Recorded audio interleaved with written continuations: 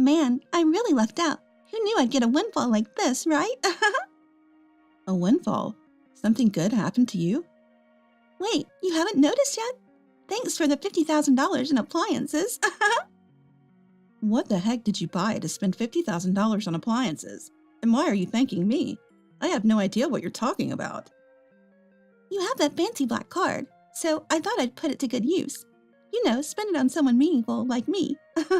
How audacious of you. Wait, a black card? Whose card are you talking about? What? You're going to pretend you don't know? The card that was in your wallet.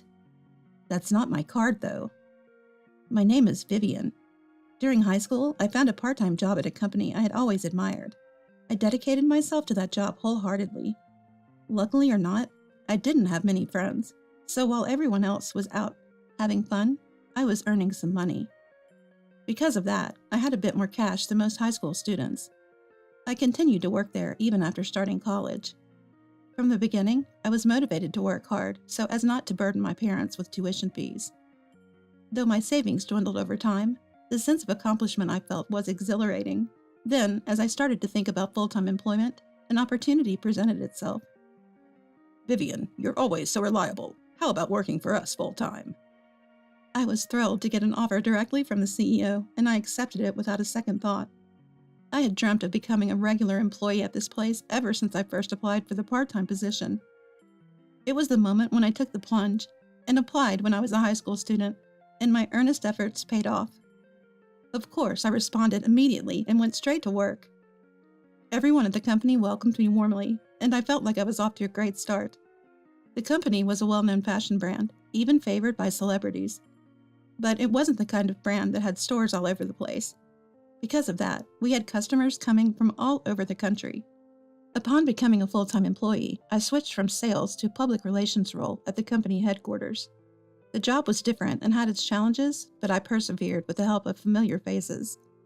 The work was rewarding, and knowing that people had high expectations for me made it easier to give it my all.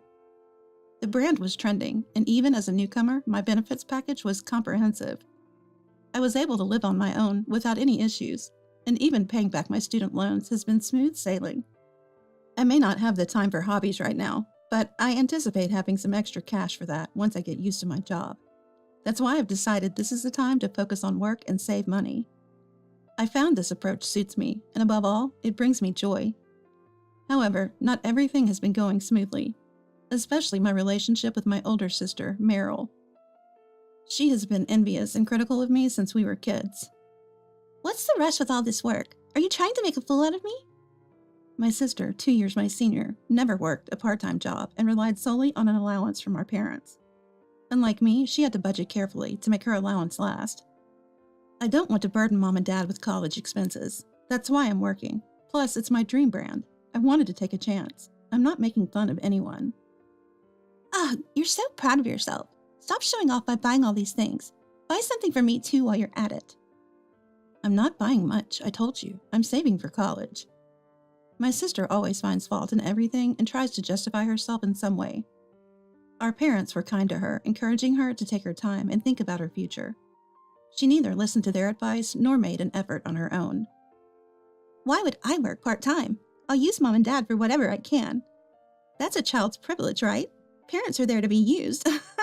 My sister never put in any effort, but would get jealous when I tried to do something. Both our parents and I were appalled by her mindset. Then tragedy struck. Our parents passed away in an unexpected accident. This happened just as I was about to graduate from college. While I was consumed with grief, along with our grandparents, my sister seemed merely irritable. What's going to happen to my life now? Even in such times, my sister only thought about herself. After graduating high school, she had decided to work part-time. She had no plans for full-time employment and was essentially freeloading at our parents' house. Now it seemed she would have to work. I guess I have to get a job now. That ruins my life plans. With no time to grieve our parents, we began to sort out their belongings. They had some savings, which I decided to give to my noisy sister to keep her quiet.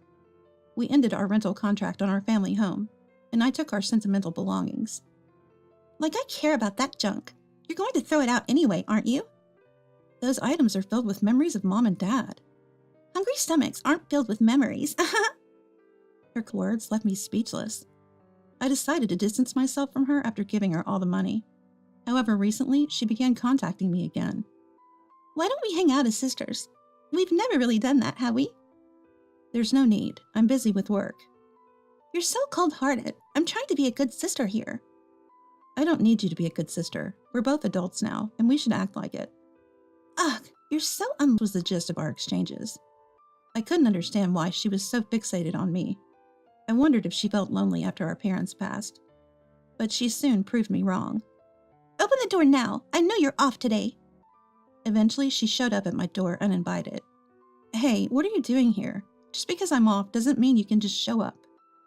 I cleared my schedule for this, so you better appreciate it. My sister walked into the living room with an audacious and arrogant demeanor, plunking herself down and refusing to move. What's with the big bag? Going on a trip? I'm staying here for 2 nights, starting today. Make sure you prepare the meals, okay? What? You just show up and plan to stay? What's the deal? I just told you. Let's spend some quality sister time together. What's not to like? I'm trying to bond with you here. She then immediately urged me to prepare lunch and started laughing loudly while watching TV. No matter how much I told her to leave, she wouldn't, so I had no choice but to put up with her. She complained no matter what I cooked. Can't you serve me something more spectacular? A sandwich for someone as magnificent as me? If you have complaints, you don't have to eat. Reluctantly, my sister picked at the food, mumbling under her breath. Why is she even doing this? This was a miserable time for me. On the second night, I noticed she seemed happier than usual before going to bed. What's up? You've been grinning. It's kind of creepy. You'll see. You'll thank me later. What are you planning? This is scary.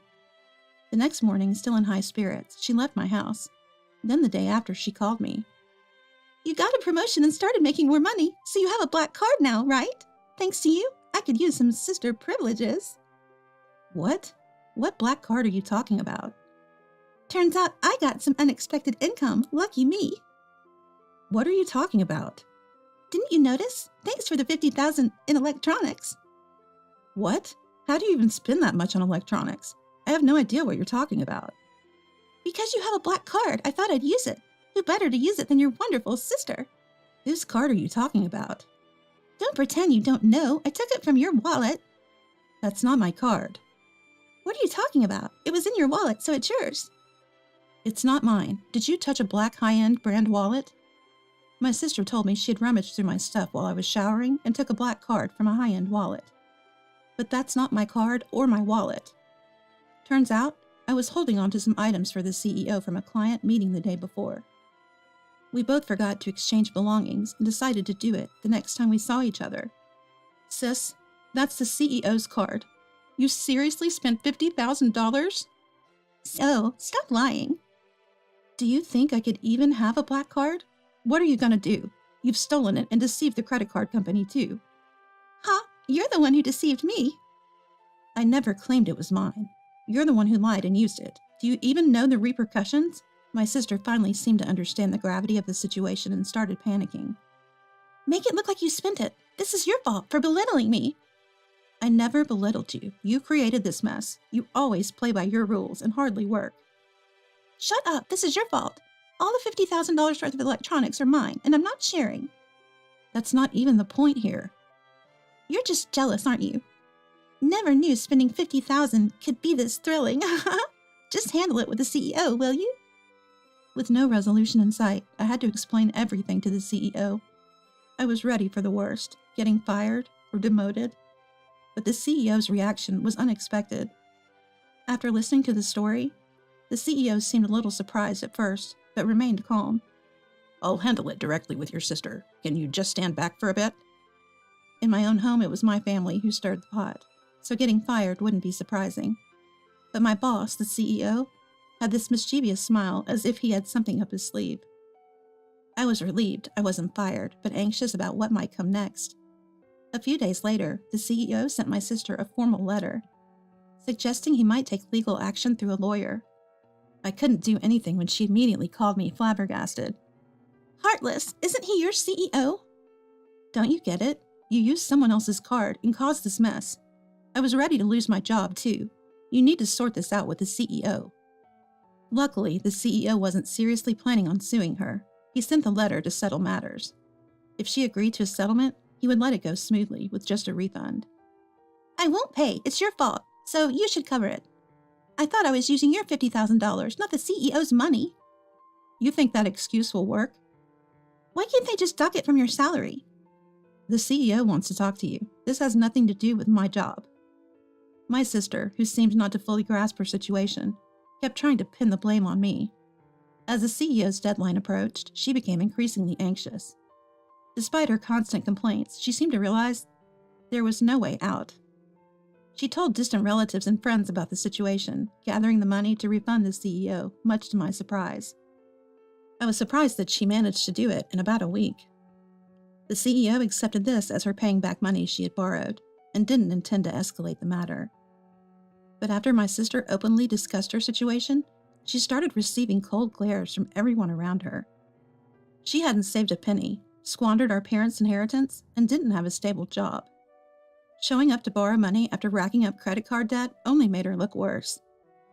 It seemed like she started contacting me regularly because her inheritance was running out and she needed a new host to mooch off of. She had been borrowing money from everyone, but still refused to work, and was now looking to borrow even more. You expect me to work? You make good money. You should take care of me, and while you're at it, pay back all the debt I owe people because of your CEO. I had lost all patience with my sister, who was still acting so arrogantly. I've already given you all the inheritance. I even let you stay over because you showed up unexpectedly. I can't let you push me around anymore. I'm cutting ties with you. I firmly said that and decided to block all communication from her. I moved and started a new life, committed to moving on. As for what happened to my sister, she continued her reckless behavior, leading to a miserable life.